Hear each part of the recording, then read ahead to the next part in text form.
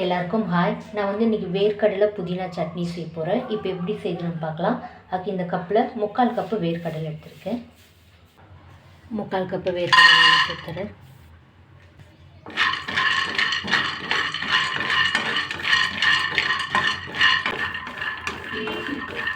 இப்போ லோ ஃப்ளேமில் 4 நிமிஷம் ஆகுது. போதும், நான் எடுத்துறேன். அவ்வளோதான். இப்போ 5 நிமிஷம் ஆகிடுச்சு.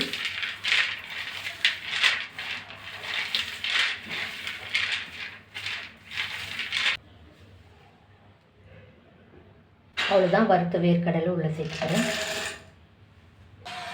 ஒரு வெங்காயம் கட் பண்ணி வச்சுருக்கேன், சேர்த்துக்கிறேன். 9 காஞ்ச மிளகாய் சேர்க்குறேன். 4 பல்லு பூண்டு சேர்க்குறேன். கொஞ்சமாக இஞ்சி சேர்க்குறேன்.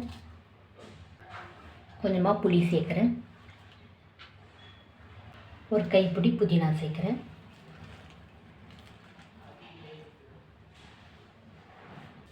தேவையான உப்பு சேர்த்துக்கிறேன். தண்ணி சேர்த்து அரைச்சி எடுத்துக்கலாம். அவ்வளோதான், நான் அரைச்சிட்டேன்.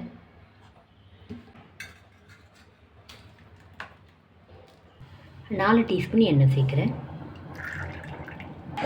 1/2 டீஸ்பூன் கடுகு சேர்க்குறேன்.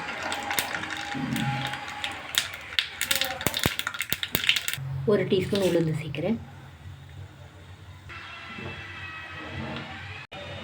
ஒரு காஞ்ச மிளகாய் சேர்க்குறேன். கொஞ்சமாக கருவேப்பிலை.